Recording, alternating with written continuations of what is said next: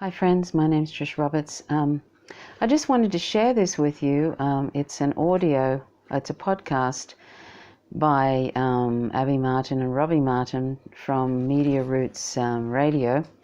Abby Martin used to be the host of Breaking the Set.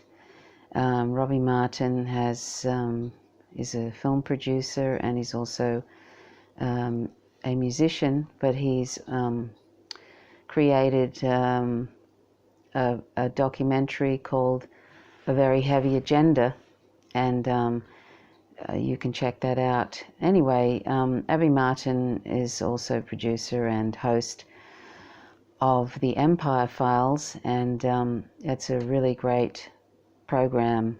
Anybody who hasn't seen it should really check it out. It's really incredible. So you can find that on YouTube, or I think it might even be the empirefiles.tv. I'm not sure, but it's via Telesur, and so you can check that out. And I wanted to, even though I wasn't able to get a hold of, it's hard getting a hold of Robbie Martin to ask him if it's okay to share this podcast audio. I don't think he would mind. It's just a one-off, and I really just wanted to do that to sort of draw people's attention to the podcast Media Roots, which is on, they're going to try and do 4 podcasts every month if they can. And I thought, they always have a lot of background knowledge about issues. In this case, this one's about Iran and the problems with the pushing for regime change for Iran, and how the neocons are all chomping at, they're really sort of wanting regime change and trying to pretend like they care about human rights in Iran. And of course there would be, as in with any government, there's human rights abuses with any government. But that's not the reason that neocons want to change, have regime change. They've always wanted, ever since the Shah was installed by the CIA, and was overthrown, and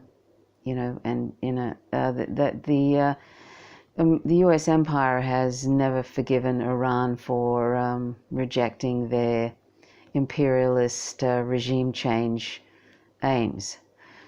So they've wanted to sort of invade and overtake Iran. The U.S. empire has for many, many decades, and any excuse to do so. So this is all part of it. So anyway, this podcast is about that, about Iran, and it gives very good insight into the background of things, and into explanations about why this is happening. And I think it's worth a listen. And also subscribe to Media Roots on SoundCloud or on Facebook. And I've put the website address in the image that goes along with this podcast. So anyway, I hope that you enjoy Abby Martin and Robbie Martin, as usual, making very interesting points and giving lots of interesting background. Please subscribe to their podcast, and also subscribe to the Empire Files with Mike Preisner and Abby Martin. Thanks very much for watching. You're watching Faint Signals from Vega. Till next time, bye for now.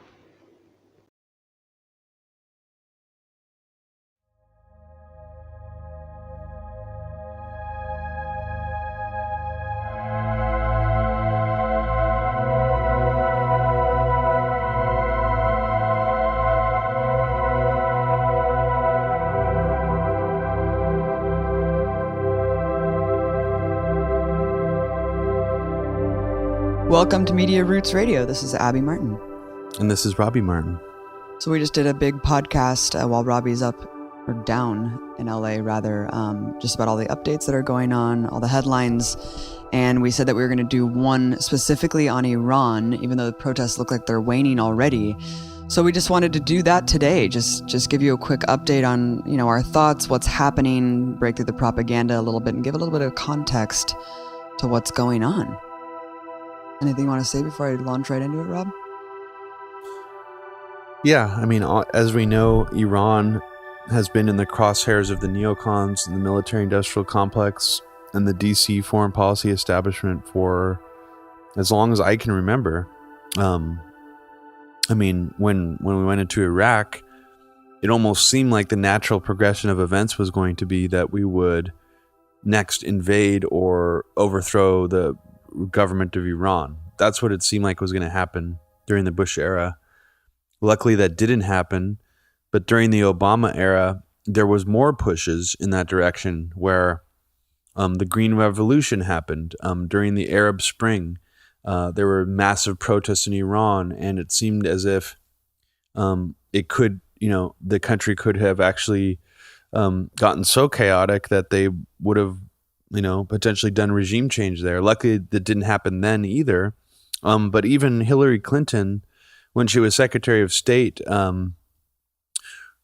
she said we're going to obliterate Iran.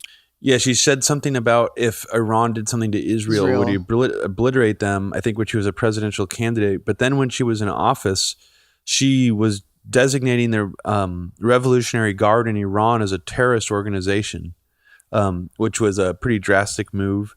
And then also there was talk during the Obama administration of alluding to doing a first nuclear strike on Iran using like a bunker buster nuke to like take out like their like nuclear facilities or something. And then of course we know during the Obama administration also, this is something we're going to go into later in the podcast, is that MEK, a quote unquote terrorist group that was that's like defectors from Iran.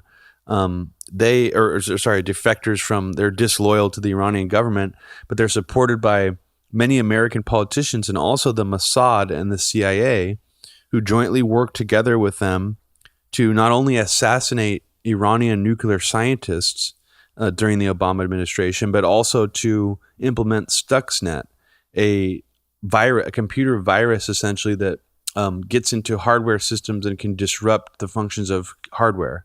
So in this specific case, Stuxnet was used to disrupt their uranium centrifuging process so that they couldn't basically use any nuclear fuel for their nuclear power plants, even though we said we did it to disrupt their nuclear bomb program. So those are all things that happened.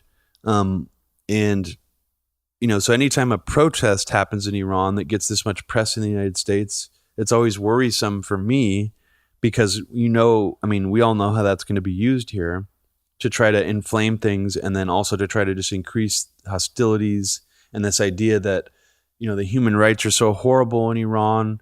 We're morally superior because we have good human rights. Therefore, we need to support their people into overthrowing their government. But yet, you'll never see anybody talking about how we need to support the Saudi Arabian people into overthrowing their government, even though they also are under sort of what people call like a theocratic government, where you're not allowed to do certain things based on certain religious rules and so forth. So it's very hypocritical and selective, and that's blatantly obvious. But there's also a lot of other dangers that can come out of this because it essentially gives the neoconservative war engine an perfect in to do this. And we've seen signs since Trump has been in office that this is a pivot that they're making towards Iran. Iran, was pretty much on the back burner after the nuclear deal that Obama made with the Iranian government.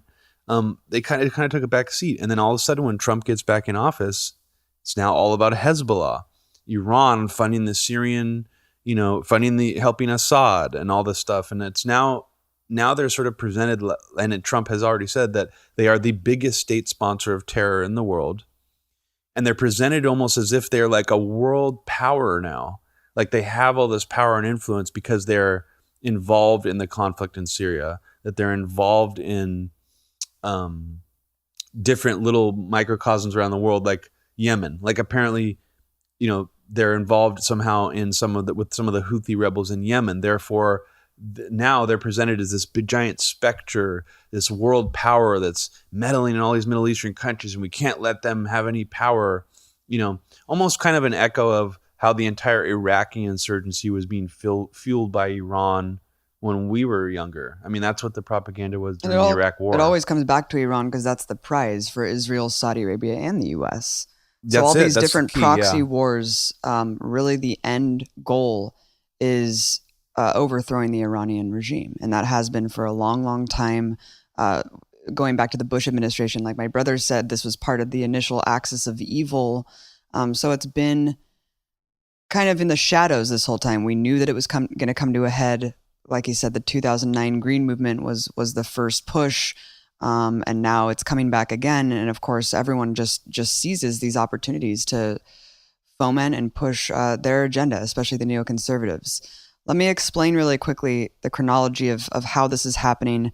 Thousands of people have taken to the streets, but when you put in the context of the 2009 movement, that was millions of people. So we don't know how many people have taken to the streets, how many protests, and exactly what cities. So we'll do the best that we can kind of going over this, but we do know thousands of people in multiple cities and the voicing of frustrations over multiple things, the clerical rule, stagnating economy, and a lot of it has to do with Iran's foreign policy. And when I say that, it kind of comes back to this nationalist mantra where people are seen chanting, we don't want to die for like Gaza or Lebanon. We want to die for Iran. So there's a kind of like a lot of chauvinistic, weird nationalist rhetoric coming out of this that's actually opposing Arabs, saying we don't want to die for Arabs. We don't want to die for Arabs. So that's just kind of a side note on kind of the progressive or lacking progressive nature of these protests. Just really quick to mention, I don't think a lot of people realize that Iranians are mostly non-Arab. Mm-hmm. If you see videos of Iranians, if you've seen pictures, most of them are Aryan, and not saying in sort of the neo-Nazi meaning. I mean, in the classic sense that the Persian Empire were generally Aryan. They look white. They have blue eyes, a lot of them. So it's definitely not what you would think. If you just don't have any education about Iran, you should look into it, because they don't even speak Arabic. So most people there do not. They speak Farsi. Mm-hmm. So it has a very different culture than you might imagine if you're just sort of looking at it through the lens of, oh, they're just another Middle Eastern country. Everybody there is Arab. Everybody there speaks Arabic. It's not the case at all. Yeah, it's a very complicated, very sophisticated culture that has a very complex history. So far, more than 20 people have been killed. I know at least one of those people was a police officer that was killed by the protesters, because like Venezuela, you're seeing kind of the same rhetoric and propaganda coming out of the country and just completely unvalidated, being echoed through mainstream media and also just commentators. So you're seeing, massive protests that also are pro-government protests, and also the death toll that you see parroted around, not mentioning how some of these people are also state forces and police officers. Of course. And I don't want to harp too much on this because we don't really know specifically how many attacks on police stations, banks, mosques, etc. But we do know that there is a violent characteristic, just like Venezuela, to these protests, at least some of them. Attacks overtly on police stations, police vehicles. So the Iranian government initially threatened like a major crackdown, largely restrained thus far. I mean, I wouldn't call 500 arrests restrained, but at the same time, like, it's not like, there's been massive bloodletting on the streets, in the sense that the U.S. press was kind of painting it to be.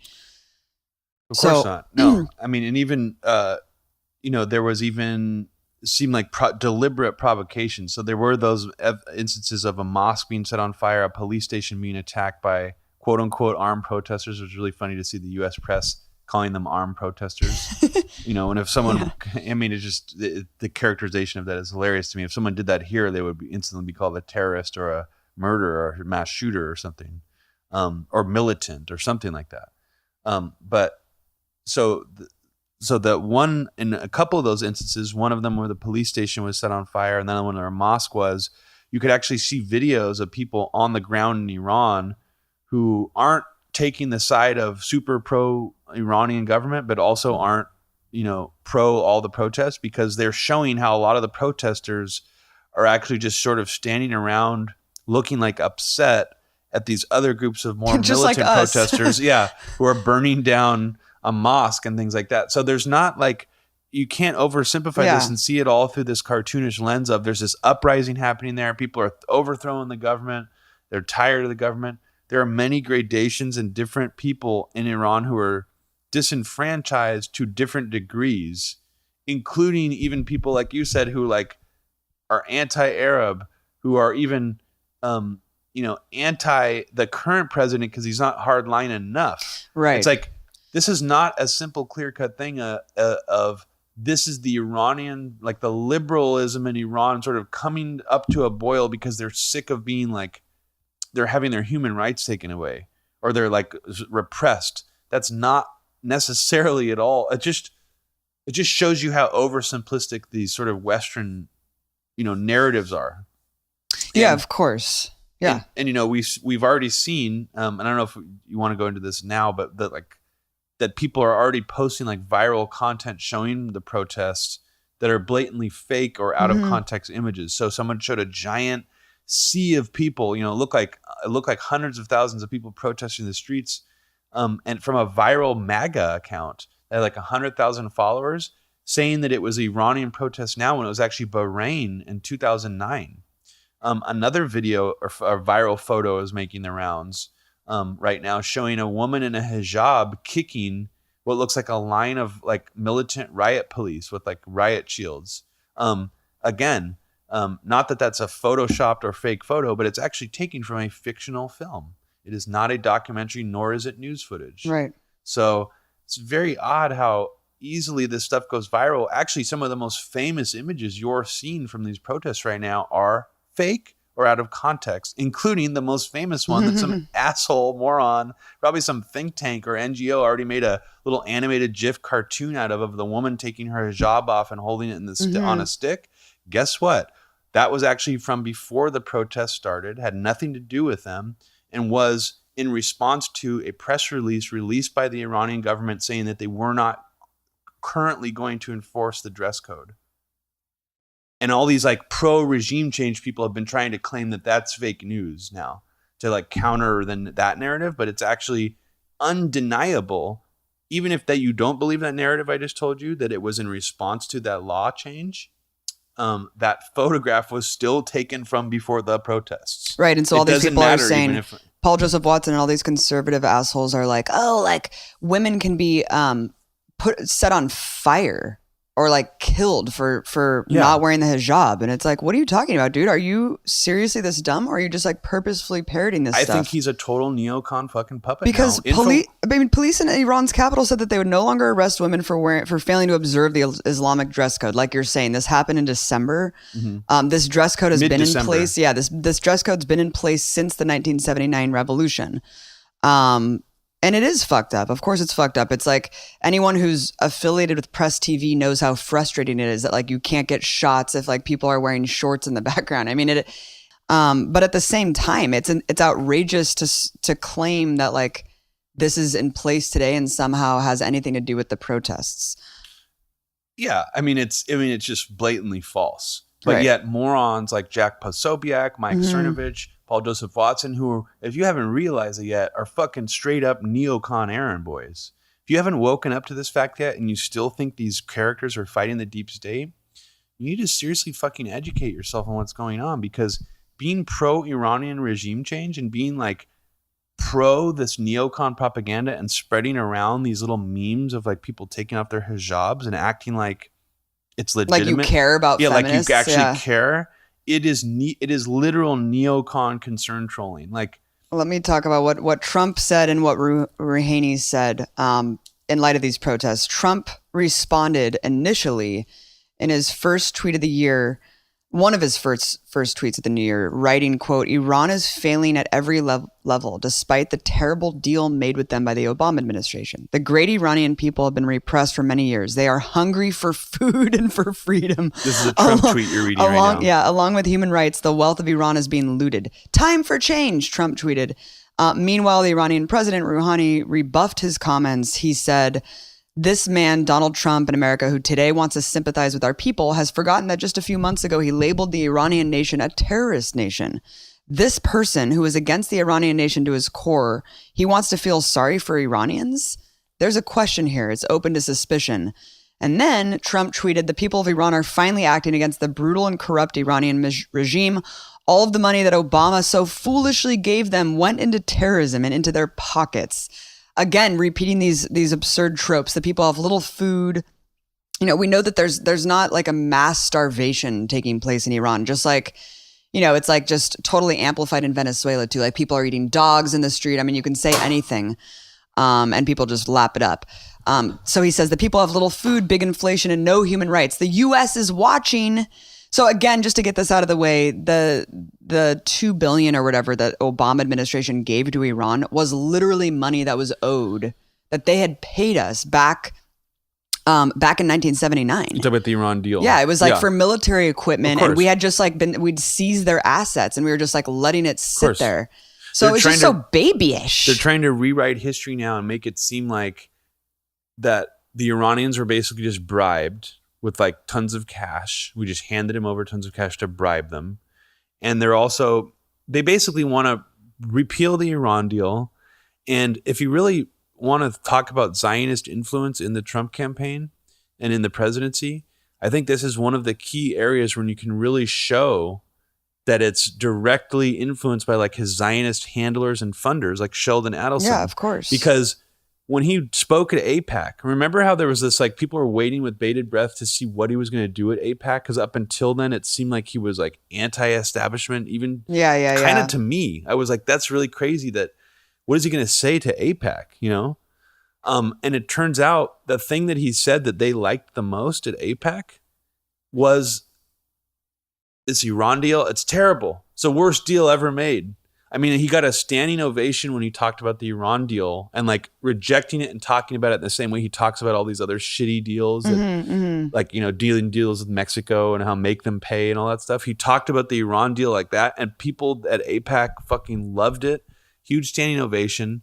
Bannon, in this weird, you know, Michael Wolff book that we don't really know what to think about yet, is actually also saying that Sheldon Adelson was the reason why Trump went and spoke at AIPAC. The Jerusalem embassy move, the Iran deal, like all these things come from Sheldon Adelson, who's a huge he's a billionaire Zionist, right? So it's this really all we've already seen creeping movements being made to like reverse the, you know, as much as you hate Obama, as much as we hate Obama, that was one of the good things that he did, was trying to normalize relations with Iran, make this deal, make it so that the Iranian government doesn't feel compelled to make a nuclear weapon, which takes almost completely away the pretext for needing to go to war with them. So it removes sort of that neocon excuse of, well, they have a nuke, so we need to take them out, or they're going to build a nuke. So now that that's not there, we're starting to see all these other excuses sort of spilling in from all the other sides, because it's like they always need a pretext or a reason to put us on this hostile footing or war, almost like war footing with Iran. And without the nuke there, well, then it's about how they got bribed, and it's about, you know, there's all these things we're going to go into more of them, but there's new propaganda basically coming out, and it was leading up to this protest in a way that I find very suspicious, to the point where to question if there's any psyops going on, or if there's any AstroTurf protests going on, or if it's the flames of these protests are being stoked by outside meddling forces like the CIA or MEK. Well, that's the most interesting thing about it, is that it was started, like you said before, about like more hardline religious people, like more conservatives who actually don't like the reformist vision of Rouhani. They like the more Ahmadinejad, more hardline. And that's literally where it started. So I'm not going to like opine on how the protests progressed and what the actual like basis of them are. I think that we need to defer to actually Iranians, people who are steeped in Iran civil society, to understand, because there's so many different things. People are saying, you know, economic hardships, youth unemployment is at 30%. But when you're looking at a capitalist country, like all other capitalist countries in the world right now, there is a huge gap between the rich and poor. It's growing all the time. And when people point to austerity measures, like Rouhani has been doing, of course you're going to see this gap widen, and of course you're going to see massive disillusionment and discontent with the system. So I think that that's just a commonality within capitalism, but I think that we should defer to Iranians themselves because there's so many conflicting accounts, whether it's, economic deprivation or agitation against greater political rights or whatever. But I think that two people that I can recommend really quickly, one guy named Mazda Mahidi, he wrote an excellent article on PSL on liberationnews.com. And it's just excellent. I mean, he just like really lays down the facts. He was a radical who was actually ousted during the Shah, I think. He fled here. So he's a socialist. And so he's just giving a really astute analysis as an actual progressive looking at the society, not like being in line with the religious state of it, but he's just like, don't fuck with my government. Like the US should not be involved in this at all. Like hands off Iran. But he was just saying, it just is very interesting that it always comes down to this like deduction and very simplistic framework of this dictatorial regime versus the suffering people.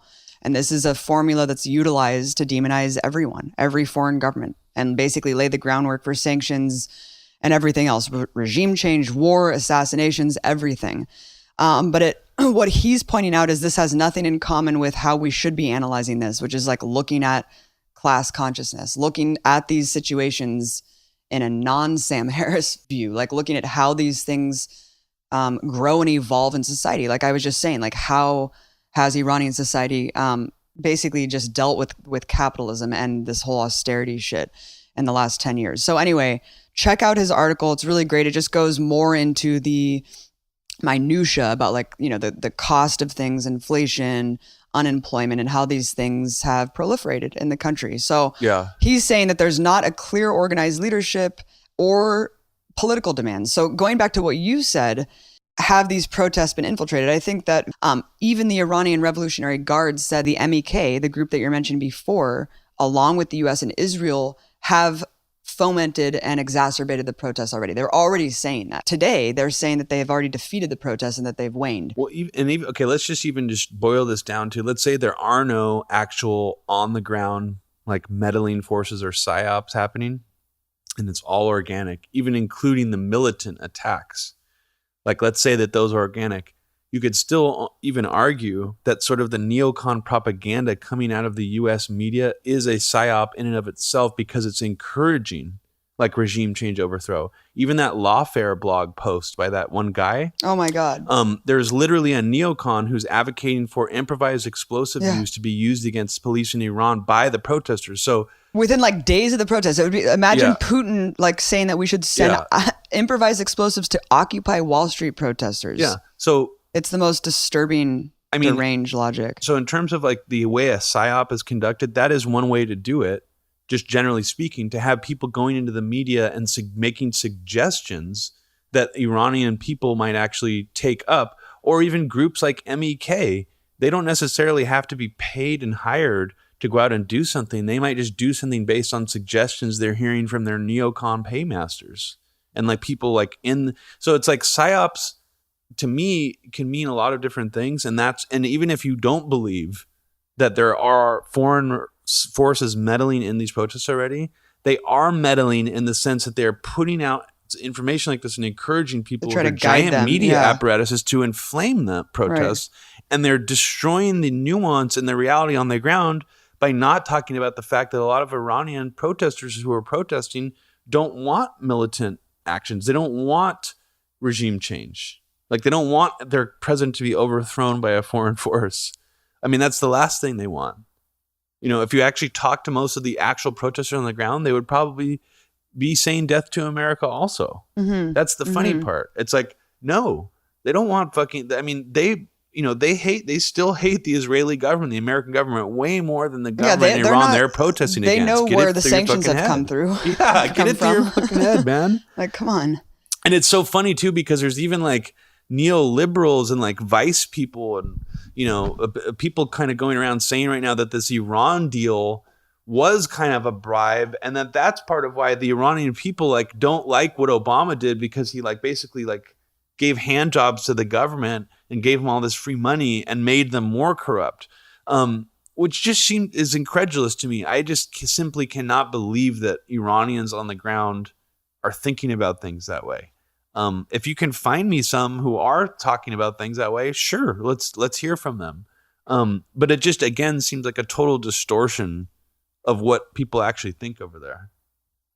But I wanted to go into just a little bit of the chronology of sort of leading up to this, like the very recent chronology, just to emphasize why I don't think it's a conspiracy theory. I don't think it sounds like Alex Jones.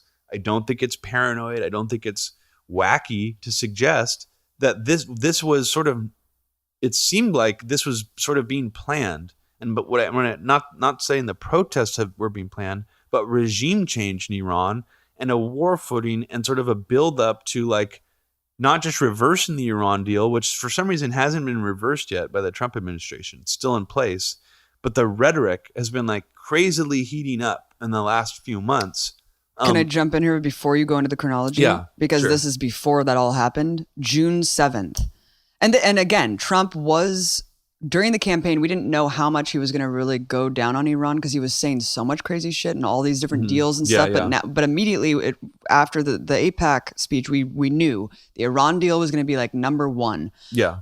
Because we knew who was really puppeting this guy. This statement after the parliament in Iran got attacked by ISIS, remember back in June? And this is when already the Muslim ban toying around with all this stuff. Over the summer? Yeah, over the summer. This was the statement by the Trump administration to the Iranian government. Oh, wow. I forgot all about that. Wow. Yeah. Here's the statement. We grieve and pray for the innocent victims of the terrorist attacks in Iran and for the Iranian people who are going through such challenging times. We underscore that states that sponsor terrorism risk falling victim to the evil they promote.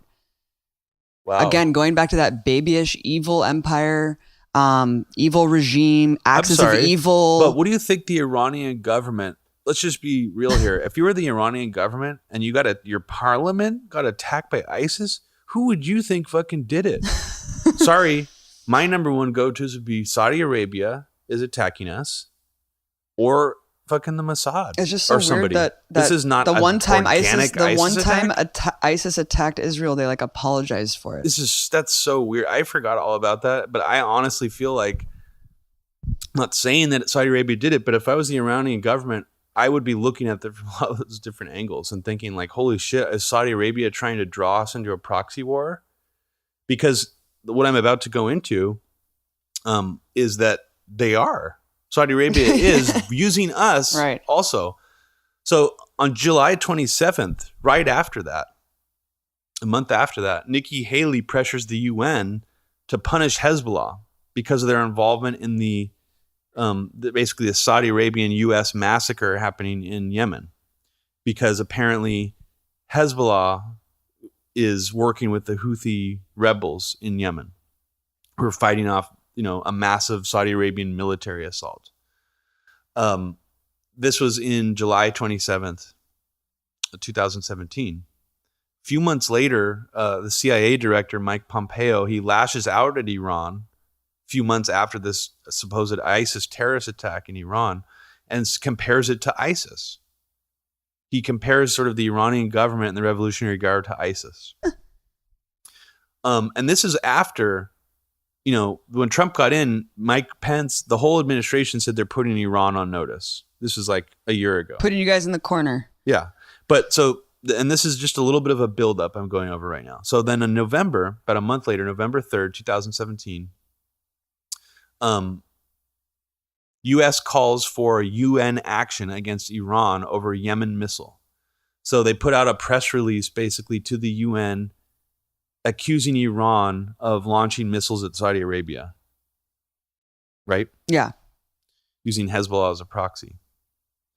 On November 8th, there was actually a really good article in The Atlantic which honed in on a theory that you and I were discussing a few episodes ago on Media Roots, that what was the purpose of those bin Laden files, that leak, that release, that big dump? Remember how much stuff there was in there about Iran? Yeah. And so this guy from The Atlantic actually kind of speculates the same thing. His headline is, "Why Mike Pompeo Released More Bin Laden Files. The CIA director is intent on drawing connections between Al-Qaeda and Iran, but to what end?" Well, they have to back question. up their whole Great question. top sponsor of terror somewhere. Exactly. I right. mean, So this is on November 8th. This is written up in the Atlantic. So sometime around November is when these files were dumped. Maybe it was a little before that. But so someone in the Atlantic was already kind of speculating that that's the reason why they released them. December 3rd, 2017, 12 members of Iran's Revolutionary Guard have been killed in an Israeli airstrike over Syria, according to an Arabic media channel.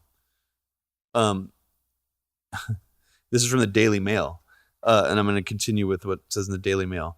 While there has been no official confirmation of the fatalities from either Syria or Iran, the names of those killed were reported on a messaging app connected to the Iranian military, according to Lebanon's Al Mustafi TV and Saudi-owned Al Arabia network. And just a quick aside here, Saudi Arabia's Al Arabia network is also apparently the same network that aired the Palestinian claim of responsibility for 9/11 attacks on the day of the attacks, allegedly. About 2 weeks later, on December 14th, Nikki Haley does her Hezbollah missile presentation, where she actually uses a prop of what she claims is an expended missile, like rocket shell, with the unprovable assertion that it was an Iranian missile given to Hezbollah and then given to the Houthi rebels in Yemen to fire at Saudi Arabia. She literally stood in front of fragments and pieces of this missile, just like Colin Powell. Weird. Yeah, and so the Iranian president responded on Twitter by showing a picture of her standing in front of the missile talking next to Colin Powell holding up the vial of anthrax at the UN in 2003. I mean, because, I'm sorry, but once again, this seems like obvious, just laying the seeds, laying little breadcrumbs down for a ramp up to a potential war with Iran. I mean, I hate to say that might be on the table here, but why else are they doing this right now? Are they just trying to create PR to reverse the deal? I don't know. But on December 17th, a few days later, there was this bizarre article in Politico that was like multiple pages long, maybe like 7 or 8 pages long, extremely in-depth, obviously gotten from a Trump-loyal FBI source, 2 sources, all about how Obama looked the other way during his administration and allowed a Hezbollah cocaine trafficking ring to smuggle drugs into our country because we were hands off Hezbollah in order to make the Iran deal go smoothly.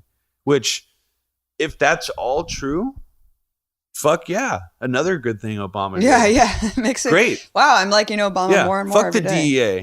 I'm glad he fuck the went EU. above the DEA and made the DEA just be just holding their dicks in the wind and not be able to do anything. I didn't read the entire article, but if this is true, it's not even bad. And that the fact that this is coming out now around this same buildup, and it's so in depth, and it's almost, in my opinion, I feel like this is influencing a lot of leftists and liberals too. I saw them spreading around this article as if it made Obama look bad as well, insane. For other reasons. Once again, he's just bribing Hezbollah and Iranian government. It's interesting. But it also does link together with narco trafficking stuff. Just the idea that, the government would be allowing or looking the other way for a cocaine trafficking operation is very interesting in and of itself. But again, the article is just all about how Hezbollah is one of the biggest terror groups in the world, how they're evil, how they murder civilians. I mean, just all this kind of shit in the article. So it's just almost like a primer on why you should think Hezbollah is this gigantic terrorist organization, even though they have elected representatives in Lebanese government right now. So that was on December 17th, just a few weeks ago. FYI, I just saw how hilarious it is that Emran Feroz was the one who promoted that picture from the movie and said Iran. Oh, and then he refused to take it down. He refused to take it down. He was like, I stand by it. He was like, of course it's from a movie. And then everyone's just responding. They're like showing like Bruce Lee doing like a drop kick and being like, Iran. Who is that guy again? I saw that he posted. Well, he's a guy that did really good work. Like in Afghanistan, he would go around and like report on drone strikes and stuff. But then he became very hardline against Rania, Max, Ben Norton, like anyone saying that, basically criticizing the protests, promoting regime change. Yeah. So it sucks. I just can't believe that's him. That sucks. Well, a lot of these people flip really fast and really easily. They blow in the wind, and you just got to pay attention to people who have core principles and who can smell fucking neocon regime change plans like before they happen. Because a lot of the times these aren't total surprises. Like you can see the seeding for this. You can see the signs that they're trying to do this. And keep in mind, all the things I just read to you happened before these protests, happened in very close time period from one another. So this Political article came out December 17th. On December 18th, Trump puts out his national security strategy, which is mainly about Iran and North Korea. Again, very interesting timing. Only 10 days later, this is in Voice of America, so I don't know if they actually got the very first date correct. But only 10 days later, on December 28th, protests, this is from Voice of America, protests erupt in Mashhad, Iran's second largest city. Small rallies are held in smaller cities nearby. Protesters shout, "Death to Rouhani, death to the dictator." On December 29th, protests spread to larger cities, including Qom, Isfahan, Zahedan. A few people are arrested in Tehran, where smaller rallies are taking place.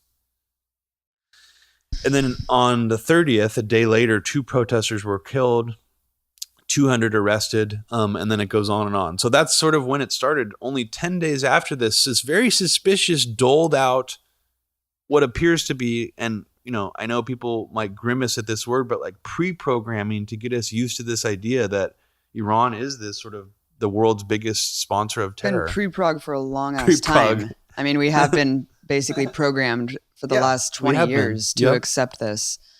And this is coming on the heels of Iran having elections in May of last year, the 12th of such elections in Iran, where Rouhani was reelected for a second term, where he received 23.5 of 41 million votes counted. The next closest rival, Raisi, received almost 16 million votes. And the reason I'm saying that is because people like to keep saying that this is a dictatorship. And yes, even though these candidates are selected and like approved by a religious like group of people, they have elections. And unlike Saudi Arabia, they have elections where people participate. Isn't that amazing? Yet they're an evil dictatorship who needs the U.S. To help them overthrow their evil leaders. So there was one more thing that I wanted to mention from the timeline that happened on New Year's Day. A Kuwaiti newspaper reported that the U.S. gives Israel the go-ahead to kill a powerful Iranian general.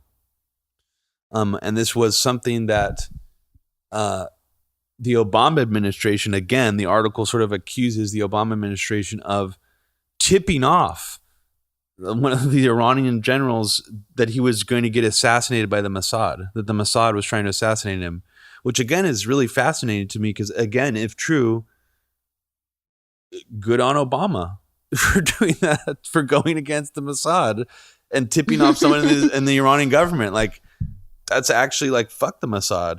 They deserve to get fucked with. So if the U.S. government's going to use any leverage they have to do anything good, I would say, yeah, do it to fuck with the Mossad and like ruin their shit.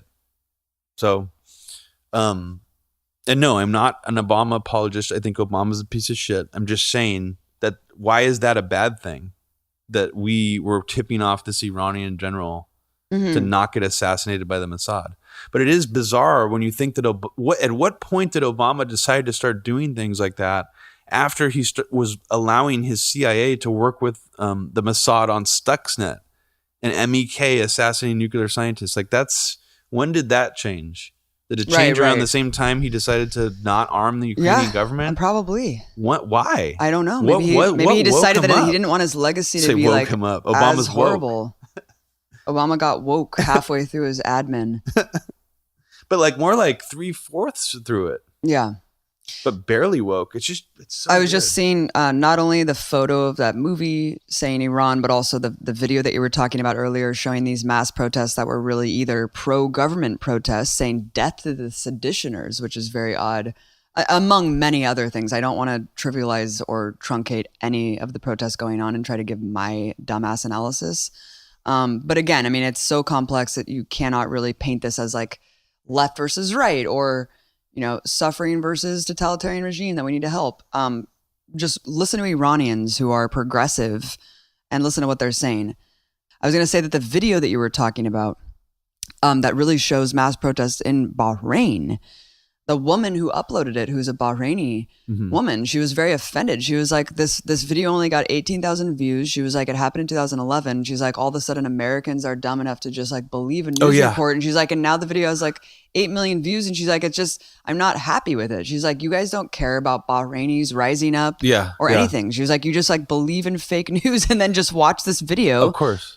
It's just a shame. Well, and it was also funny too. There was a guy who was on Iran reporting on the protests from the ground. He wasn't sympathetic to the protests, and he's also not like a full government supporter. He just seemed like he was kind of more trying to take like a neutral position there. And he actually debunked one of the protesters killed reports where they were running a fake photo in the American press of a guy that they said had been killed in the protests. And even if they were referring to like a real man's name that was killed, the photo they were running was like of a little kid who was still alive. And he got interviewed the next day. And it was like, they were like, he was kind of like laughing about the fact that his photo was being ran in the American press as a dead teenager. Wow. Who was one of the protesters. So it's just, and I was talking about this on Connor's podcast. It almost doesn't matter if this stuff gets debunked like even within days, because it passes what Alfred Hitchcock used to call the icebox test, or what's also now referred to as the refrigerator test, where it refers to watching films. So if you watch a movie and while you're watching a movie, you buy the story when you're watching it and you don't question the logic of it. But then only later when you're looking in your refrigerator at night, like trying to find something to eat, you have a flash of, oh, that didn't make sense in the movie. It doesn't matter because the movie still passed the test enough where while you were watching it, you didn't question the logic of it. So as long as like the propaganda passes through that threshold where just while it's happening, you don't question it and you just don't think about it later, that doesn't matter if it's like just falls apart later. Oh, of course. It's just like how all these fake news stories, no one's going to go with the same platform and audience and say, this was false. Please disregard what I said. Of course. Only occasionally when like Richard Engel of MSNBC gets kidnapped by rebels and then like finds out later it was actually, he said he thought he got kidnapped by Assad forces. And then he finds out later it was rebels. Then only then do they have to be like, guess what, guys? Sorry, we lied. We didn't get kidnapped by Assad's forces. We actually got kidnapped by rebels. They lied and wanted us to make us think we got kidnapped by Assad's forces as a provocation to get us to do regime change. I mean, he didn't say all that, but that's the only time where they would like, because they were like forced to. Yeah. But before we go into the history, let me just mention a few other things about the neocons, because we know that the neocons want regime change in Iran. And they even want us to like do a military assault on Iran, just like we did in Iraq, except most of them do not openly say that, and at least not in public anymore. And I think the reason why is for the same reason they did the foreign policy initiative. It's like they know that they have to sort of rebrand themselves and change the way they talk about these things, because the American public is scared of the idea of just launching another full-scale war in another Middle Eastern country. Back in 2005 and 2006, they were saying real men go to Tehran. This was after the toppling of Saddam. This was like the neocon slogan. Yeah. I mean, so the foundation of defensive democracies is kind of like a little bit more hardcore version of the foreign policy initiative. It's not as old as the Project for the New American Century, but its main vision was sort of Iranian regime change. Like that was its main plank. And what's interesting is the Trump administration, who claims to be anti-neocon, and the neocons claim to be anti-Trump, the Trump administration and the CIA gave exclusive dumps of the bin Laden leaks that they dumped, those leaks I was just mentioning, to the Foundation of Defense of Democracies. That's who they worked with to distribute those leaks. That's not a secret. That is actually on the official record. They doled them out to the Foundation for Defense of Democracies, a think tank dedicated to regime change in Iran. If you watch the movie Syriana, there is a think tank in the movie called something for a new Iran or something. And it's basically is like I think I actually read this, that Robert Baer, who's the writer of Syriana, was referencing Foundation for Defense of Democracy. So the think tank in the movie that's trying to do like regime change on Iran is the FDD. They probably worked with the U.S. government to exactly. Yeah. Oh no, the Committee for the Liberation of Iran. I think was what it was called. So it's really scary shit. I was going to also just quickly mention that there's, of course, we have to look at Twitter, whether it be Bana in Syria or, all these different accounts or the Hasbro operations coming from Israel. But apparently there are thousands of fake accounts that have popped up. This is very obvious at this point, but just be aware that when people are just sourcing random Twitter users for information about Iran, it's probably false. Absolutely. You just can't. And also, it's like North Korea. I don't want to go too deeply into it, but like I have no people who live in Iran. I mean, there's a lot of good reason why you cannot trust what you're hearing and reading about it. Mm-hmm. Even from all these people who are like Vice reporters who are in Iran and stuff. I mean, a lot of these American journalists, whether they realize it or not, are basically, they call all these people useful idiots for Russian propaganda, like Lee Camp and stuff. Well, if you're calling Lee Camp a useful idiot for Russia, then it's more than fair. It's actually more accurate to call Vice and AP reporters doing on-the-ground coverage in Iran useful idiots for like the CIA, because like they report on shit and somehow they just like do the bidding for and see things through the lens of like American foreign policy regime, like pro-regime change perspective. It's very strange. But a little bit after these protests erupted, and now they've pretty much died down, as you were saying, John Bolton has been going all over Fox News, and so has Newt Gingrich. Bill Kristol, too, tweeted today, he was like, we're waiting, Trump, we're waiting, because he quoted Trump again from back before there that first change. tweet. Needs a change. And he was like, we're waiting. He was like, more specifically, the Iranian people are waiting. Yeah. As if Bill Kristol really gives a fuck about the Iranian people. Yeah. Holy shit, this man has been just advocating obliterating Iran, bombing Iran, till as long as I can remember. And this person's credible to be just going around news stations and talking about diplomacy? It's shocking. He wants literal ground troop invasion of Iran in Syria. He wanted one of Ukraine and Crimea. I mean, so to have him going on MSNBC now, he was actually called out recently by a panelist saying, well, with all due respect, Bill, you don't care about the Iranian people. You wanted to bomb the Iranian people. And he gets all flustered and says like, like he acts like he does care about the Iranian people. But her name's Trita Parsi, and you should check our interview out on Real News. The neocons are pretending like they don't want full-blown regime change in Iran at the point of a gun. I mean, they're pretending like they don't, but that's absolutely what they want. That's what's so weird about this, is it's sort of revealing the fact that they are sort of pretending like they don't want this, but Bill Kristol he's going back to that Trump tweet about change. And how disturbing is it that he's like, we're waiting, Donald, like we're all waiting to see what you're going to do. Yeah, like we're going to support you, man. Yeah. So, are you going to make a move? So at the same time, you have these neocon like resistance figures like from Bill Kristol pretending like they don't like Trump, but then egging him on with these Iranian stances. We know that everyone's going to support Trump once he does do something like this. Yeah. You don't think Robert Kagan, Fred Kagan, Kim Kagan are all going to be invited into the Pentagon to help him write up Iranian bombing plans? Yeah. Or like strategic war plans? Of course they are. Yeah. What do you think, he's going to rely on John Bolton to write up the actual like strategy? No, well, come on. John Bolton is in an interesting position because he appears to be not just whispering in the president's ear right now, along with Newt Gingrich, who I'm going to go into a little bit, which is very bizarre. But John Bolton is actually acting as a mouthpiece for sort of the neocon cowboy diplomacy aspect of Trump's foreign policy. He keeps going on Fox News almost daily to talk about regime change in Iran. This is what he said on January 4th. He said, and it's one reason, frankly, I think the president needs to abrogate this new Iran nuclear deal and go even further than he's gone rhetorically, given these demonstrations, supporting the demonstrators. Unlike Obama, we need to bring that regime down, he said. January 4th, Jesus only Christ. a few days I love ago. how John Bolton is just on TV. And it's really, really dangerous because you also have someone like Newt Gingrich, who I assumed was not in the administration at all. Right. Trump, in the middle of a crazy tweet storm the day this Michael Wolff book news hit, a lot of people didn't respond to this tweet that he wrote, but he said, tune in to Hannity tonight at 9:00. And, people were just paying attention to his other tweets because they were way crazier. The bigger button tweet about North Korea was in the middle of that. I can understand why people weren't paying attention to it.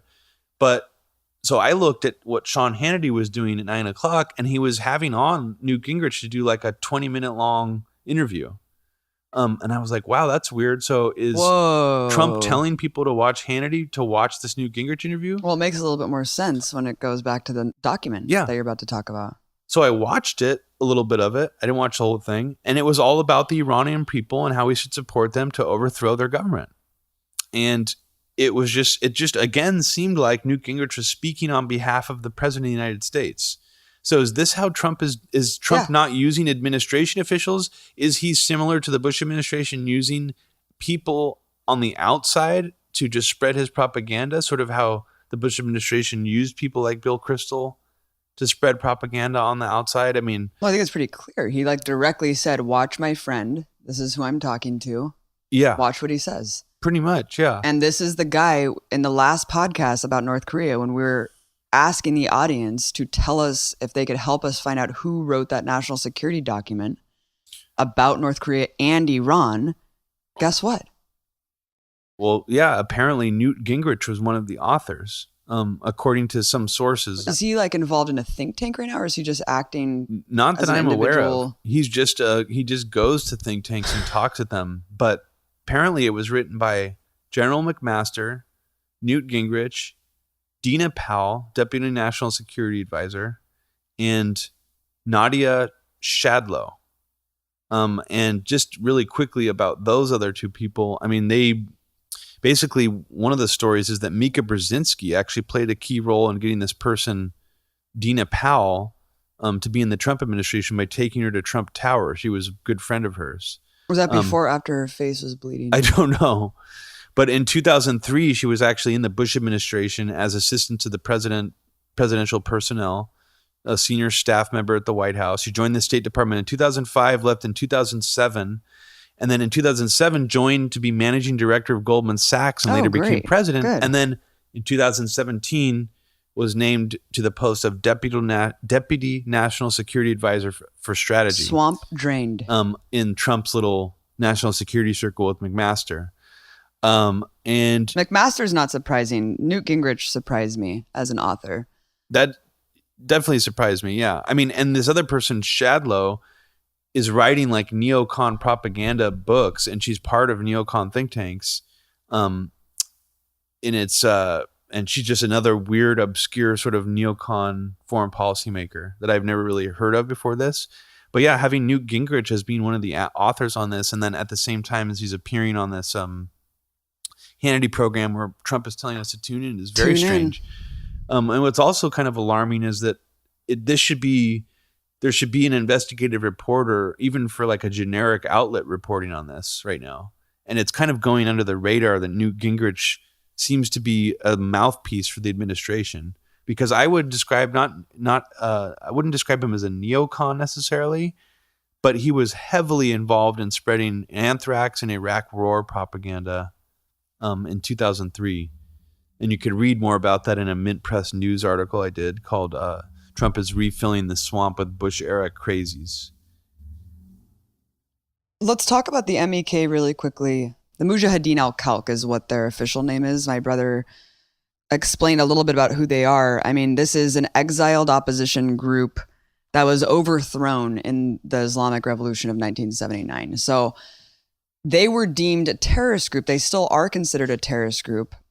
After the 2009 Green Movement protests in Iran, several agents were arrested that were in possession of weapons. And this is going on the heels of MEK agents, like my brother said, carrying out several assassinations of nuclear scientists inside the country. So knowing this, how does the MEK have an office front in Washington, D.C.? Very interesting, right? So this militant group carried out this string of terrorist attacks. They bombed 10 buildings. They also assassinated 6 American citizens. The assassination of nuclear scientists was back in 2012. This was in coordination with Mossad, who again appears to be the lead financer of the group. So CIA working with Israeli intelligence to finance a Iranian terrorist group that has assassinated dozens of people, bombed buildings, etc. They have an office front in DC. How is that possible? Well, it just all comes back to the funding. When you look at like how Congress people and senators are speaking at like MEK fundraisers, it gets a little weird. So that's when it's really strange when you see the amount of money being funneled to actual elected representatives on behalf of the MEK to speak for them. And they actually successfully remove themselves from the terror list.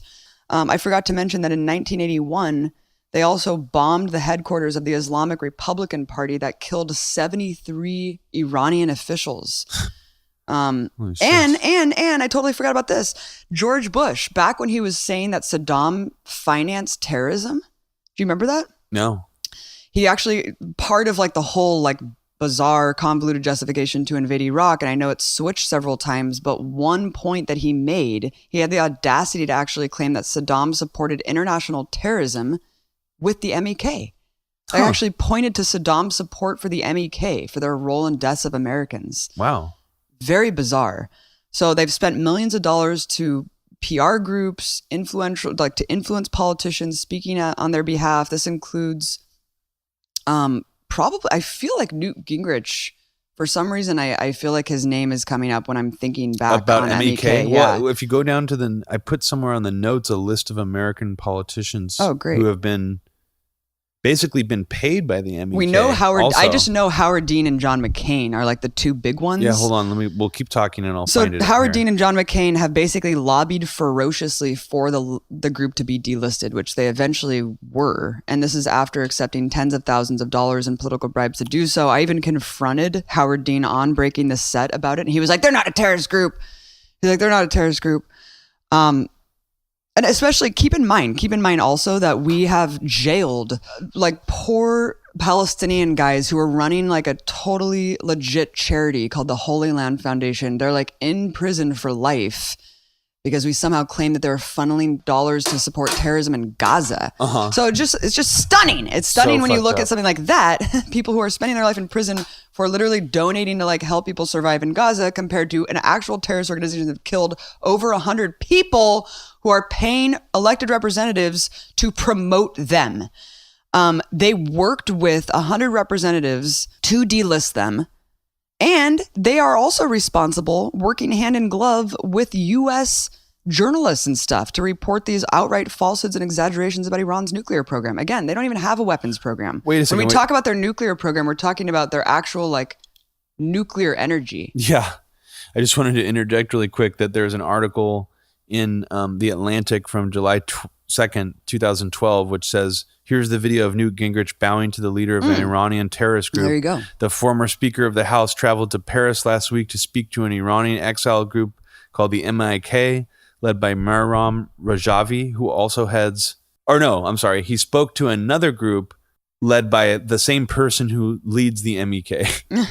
So he was paid by the person who leads the MEK to speak for another group.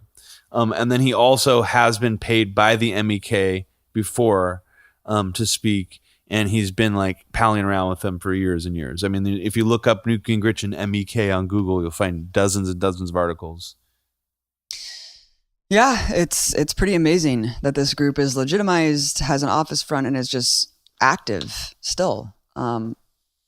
And honestly, under international law, I think they are considered a terrorist group still, which would be like totally illegal for our representatives to be taking money for them. But again, who's going to hold the U.S. government accountable in terms of international law? And that's the whole Political article's bent about why it's bad that Obama was looking the other way with Hezbollah doing that stuff, because we have designated them as a terrorist organization. Mm-hmm. And I'm not sure if they're still on. I think they are still designated as one.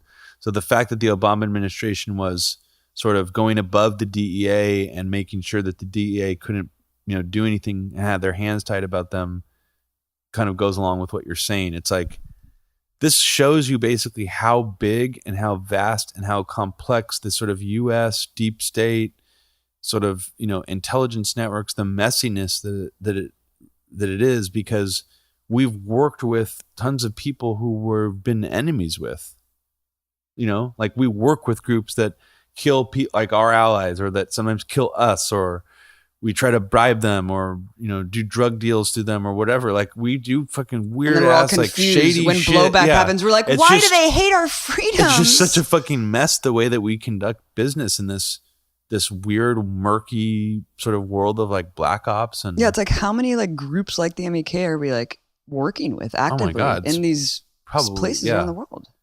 So many. I mean, we know just in Cuba alone, it's surreal when you see how many little operations to try to foment discord or whatever, like the fake Twitter, Zunio. Remember that fake Twitter campaign? And they also infiltrated the underground hip hop scene in Cuba and tried to, just like radicalize like Cuban hip hop artists against Castro. It's just unbelievable. And a fake HIV program, similarly to the vaccination program in Pakistan to catch bin Laden. They also did like a fake HIV program in Cuba. So it's like, what? So the USAID, all this hundreds of millions of dollars going to the USAID into these covert programs. It's like, isn't that kind of counterintuitive? Like, I would not trust to do anything that in terms of aid, HIV, anything that has to do like scientific research or disease control, if it has to do with the US intelligence services. It just totally discredits the whole operation. It's like not even just the CIA. You're using all of the, the National Endowment for Democracy and all these groups that my brother's talking about alongside like an actual aid program. Well, that's that's like the public change. Version of what we're able to see of it. It's like they have that component of it. And then there's obviously stuff happening like completely in secret that's done in tandem, or once a situation ignites, they jump in and take advantage of it. I mean, there's just so many ways that this could be done. That this is why I was having arguments with all these people. A lot of them from the left are claiming that I was morally bankrupt for not just automatically supporting all the protests and instead worrying about the danger of the U.S. being able to conduct psyops, or even Israel being able to conduct psyops to overthrow the Iranian government there. I mean, well, they should talk to Iranians then, because they give the whole coup and overthrow of their democratically elected leader about 50 years ago as their main reason why they distrust American and British governments. This is the weird thing, that somehow a lot of people on the left have been able to be brainwashed into thinking that somehow the U.S. government was way more competent 50 years ago, and that the CIA is no longer capable of the same type of like cleverness that they used to be able to get away with. Don't they get that it's just morphed, that we've just become smarter? It's like, now we're weird. No, we're incompetent now. Leaders. We're incompetent now. That's the new, I feel like that is sort of the new narrative. Well, then they bought it. Believe. I agree. And I feel like that in and of itself is a psyop, to be like, oh, we used to be this fucking crazy ass, like being able to carry out anything. But then it's like, you see these new narratives doled out where it seems like it's meant to influence like younger millennial liberals, and like, it's like Castro is a fucking badass because he was able to survive. Like the CIA was like tried to kill him like 120 times. He's a fucking badass for surviving. And it means like the CIA is actually like incompetent. That's the weird thing. It's like, well, not really. I mean, I don't know what that means they're incompetent. It just means that they thought of or planned out 120 different times different things to kill him with, and they just didn't actually put any of them into motion. Castro was too smart where he never got close to like American. Yeah, they just probably just gamed out a ton of scenarios because they game a ton of shit out. I mean, but yeah, there are these conflicting narratives where it's like, is the CIA incompetent or is it not? We're just a big bumbling bureaucracy that can't get anything done, but at the same time, we've somehow just implemented like total hegemony around the entire planet and are still doing so. So let's just briefly go over what the U.S. has done to Iran. I mean, back in 1949, obviously when World War II ended, Iran became more of a target. And when 1953 rolled around, they elected democratically a socialist leader, a progressive leader who wanted to basically nationalize their oil industry. We hear this time and again. This is, from the Congo to Iran. The U.S. goes in there and overthrows a democratically elected leader and basically sets the country on a really, really dark path for the next couple decades, where they had the Shah, an autocratic, crazy fucking ruler that basically just had a secret police that was funded by U.S. intelligence, crushed all political opposition, assassinated political opponents. Thousands of people were arrested. And that's where Ayatollah Khomeini comes in, who was sent out of the country. He was exiled for 14 years. So he continued to galvanize support outside of Iran. And so people really need to understand, why do they have this theocratic leadership? It's well, you have to look back at what Iran was 60 years ago and why it's progressed into what it is today. It didn't happen in a fucking vacuum. All of these things, what's Saudi Arabia's excuse? Iran has this form of government because of what the US did. They were way more fucking progressive 60 years ago. Yeah, and it's also is it really our place to judge and act exactly. like we're morally superior because we have more rights for women I'm just and stuff? saying, I'm just saying that no, I know you're not saying that. Imagine where Iran would be today if we didn't do this. Oh, I know. I mean, that of course. But it's I feel like too many people also utilize that framing to sort of pivot or just sort of still put ourselves on this pedestal, Of course. And it's if you really want to boil it down, it's Iran is still morally superior to us in a lot of ways because they don't fucking murder tons of people all around the world. They do have really harsh prison and incarceration rates, just more. like us. And we still have more. It's us, China, and Iran are way higher than a lot of other countries. And what people don't understand also is the hostage situation took place at the same embassy that was used to orchestrate the coup against Mossadegh in 1953. That's a very symbolic thing, a direct act against U.S. interests there. And if you don't think that we're, still upset about that incident and we still hold a grudge as far as a government against Iran for doing that, then you'd be naive. We don't forgive shit like that. Just the fact that happened and they took our hostages, we are always going to want to take revenge on them for that. That's my opinion on that. I mean, I just don't think, and I think that the fact that the Obama administration actually did try to make some sort of peace accord with Iran was hugely against the DC consensus. It was I'm actually shocked that even went through in the first place. Me too. And I'm not, and there's probably some bad things about the deal. I actually don't know too much about it, but I do know that does seem to be an alignment of, this is actually an interesting example of an alignment, distinct alignment between the alt-right narratives, the sort of, right-wing Breitbart, Gateway pundits, Drudge, InfoWars people, and the neocon think tanks, where they're trying to put out propaganda, making it seem as if the Iranian deal was terrible, it was dangerous, and it's actually going to put Iran on the fast track to a nuclear weapon now, and that they also got bribed, and they were made even more corrupt by our bribe money to oppress their people even more. And those two narratives are being pushed out on both the sort of neocon DC foreign policy intellectual circuit and through the alt-right echo chamber. Obviously, if it wasn't obvious enough of what I just said about the nationalization of oil, obviously the coup was to secure the oil interests in Iran for American interests. And that's exactly what happened. Yeah. So for the next 26 years, the Iranian monarchy safeguarded the West's oil interests, and 60% of the denationalized oil industry from the Shah went to American firms, 60%.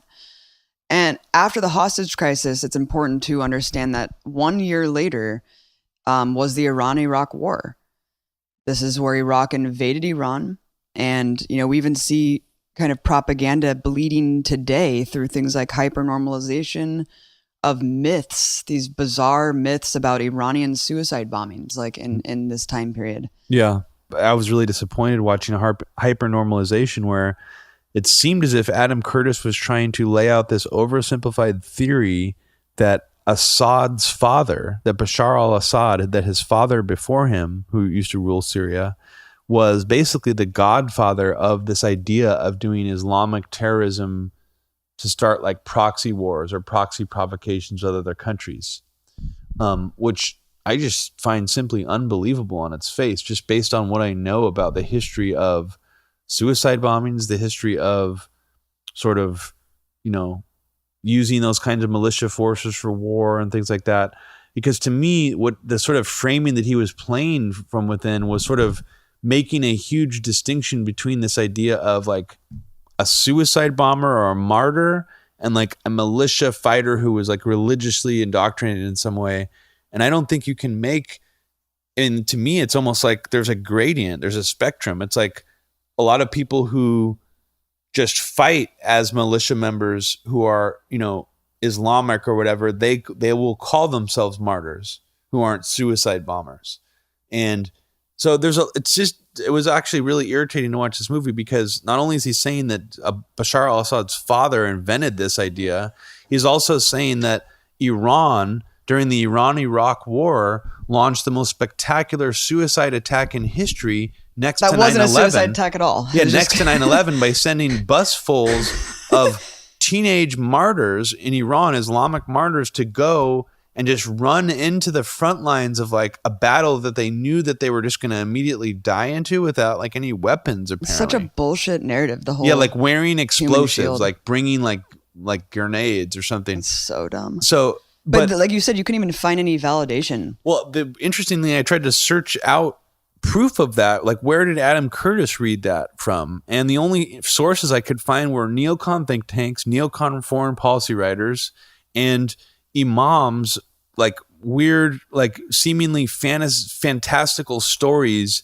about these events that were just like obscure little sermons that they would read about these martyrs in the Iran-Iraq War doing this thing, QAnon, almost like bro. To brag for their own propaganda purposes. QAnon, dude. So the fact that Adam Curtis would use this in a movie as like a serious plank in the movie, and also show like video footage of like Iranians being like bussed to the battlefield to like blow themselves up, I thought was really odd and really Sam Harrison, kind of dumb, and like he's come bottom of the barrel come a neocon long way bullshit. Since Yeah, Power I didn't of Nightmares. appreciate it, dude.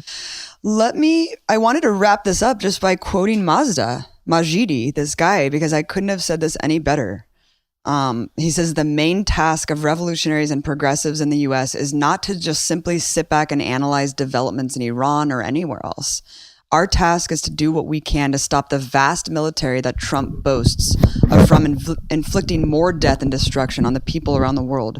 Our task is to understand and teach others that the U.S. imperialist establishment, by its very nature, can never be an ally to the forces of revolution and progress. And that's our place.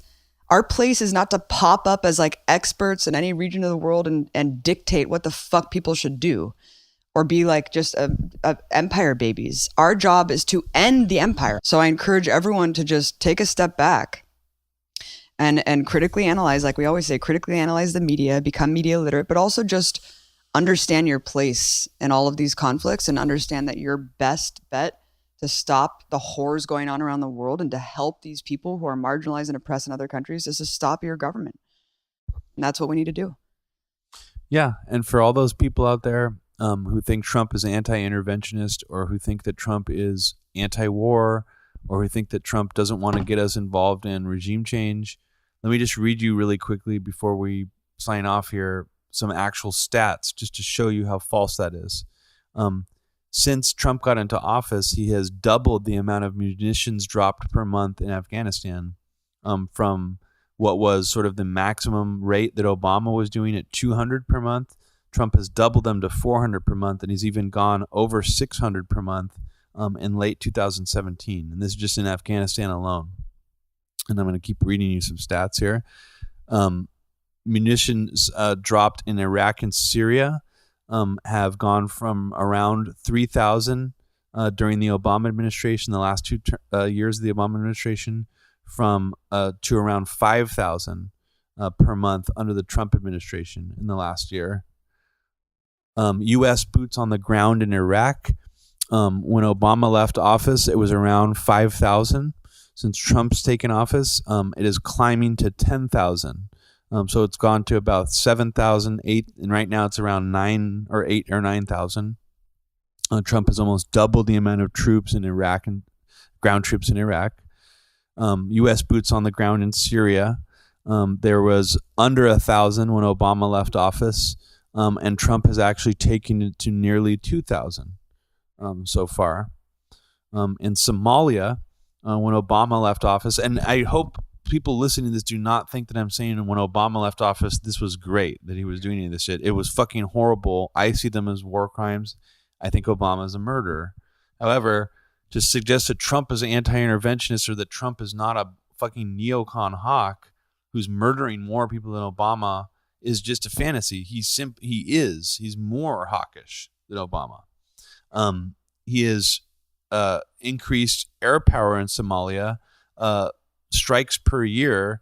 When Obama left office, it was around 15. So far, Trump has launched over 30 strikes in Somalia. U.S. boots on the ground in Somalia have actually gone up since Trump has taken office, but apparently there was over 500 in office when Obama was still... Sorry, there's over 500 troops in Somalia when Obama was still in office in 2005, but he lowered them to a little over or under 100. Trump brought the level back to about 300 in Somalia. In Yemen, confirmed airstrikes in Yemen. And just really quickly, I want to say that I am reading this from a Vice article. And no, the Vice article is actually is not good. It's actually a really shitty article because guess what? It opens with a fucking quote, unchallenged, from the Foundation for Defense of Democracies at the beginning, without the author saying this is a fucking neocon think tank. But anyways, all these stats are actually accurate and they check out. U.S. air power in Yemen confirmed airstrikes by year. When Obama left office, it was a little around 25 airstrikes per year. Since Obama has gotten into office, he has launched over 125 airstrikes in Yemen. And we keep talking about how Saudi Arabia is launching this war against Yemen, but we also, not just are funding the war through providing Saudi Arabia with all these weapons, but we've also been bombing them ourselves. 125 airstrikes in 2017 just against Yemen. So that's just an example of how dangerous this situation is, and how if Trump is already sort of ramping up the rhetoric to get us onto a war footing with Iran and North Korea, while all these other sort of ramp ups are happening in terms of the actual military bombardments and aggression, we really need to take these rhetorical ramp ups very, very seriously. I think more seriously than people have been taking them. And we everybody, including his supporters, including libertarians, including people who lean towards the right, if you really care about anti-intervention and anti-imperialism, you really need to stop counting on Trump to be your guy. It should be blatantly obvious at this point that he is not your guy in that regard anymore. It's completely phony. He does not give a fuck about anti-war. And in fact, I just don't believe that anyone really follows him who is remotely anti-war anymore. There's no way. Well, you mean they're just pretending to be anti-war? Yeah, they just selectively. Use these stupid tropes that are like Obama kills kids. Even some of our commenters who are like claiming, like seemingly like anti-war, like they're still thinking we should go to war, like that North Korea deserves to be attacked. It's like, dude, but they shot a missile. Man. It's like, wait, I'm sorry, what? Did you fucking listen to the podcast? Like, what do you mean? Yeah, well, there might still be some Trump people who like literally don't read news about how Trump is ramping up all the death and destruction around the world. I mean, it's hard for me to believe that someone who really does care about that. And be careful when it comes to protests that are happening in places like Iran or other countries like that we want to take out and that we wanted to do regime change. And just be really careful what kind of information you spread around, what kind of stuff you look at. Don't be ashamed of questioning if we should rally on, what could potentially be a psyop. I mean, don't be ashamed of questioning what's actually happening. Yeah, and by saying that the media is a psyop is not saying that there's not legitimate grievances in Iran or that the protests are not legitimate. It's not an either or thing. The media propaganda that we're seeing. And also, what better time to do a psyop than to piggyback on legitimate grievances. Yeah. That's what we know that the U.S. does with like RFERL and their media channels, is they talk about corruption in other governments and then like once things get to a boil, then they could sort of possibly tip the balance, by talking about legitimate grievances sometimes. No, I'm not saying the protesters are crisis actors or fucking actors or AstroTurf, like paid Soros protesters. Hell no, I'm not saying that. For all I know, they could all be legitimate protesters. That doesn't mean that parts of this aren't a psyop and then it's not going to be used for some kind of regime change propaganda psyop. So just be careful. I was on an anarchist mailing list back in, say, 2007, maybe 2008. I'm trying to remember when the Green Revolution happened. I think it was 2008. And people on there, generally very savvy, very distrustful of government, very left-leaning. And they were passing around the writings of Andrew Sullivan, who was basically advocating for regime change in Iran at the time, and one of the main prolific writers at the time about the Green Revolution. And it was spreading to all these like lefty circles.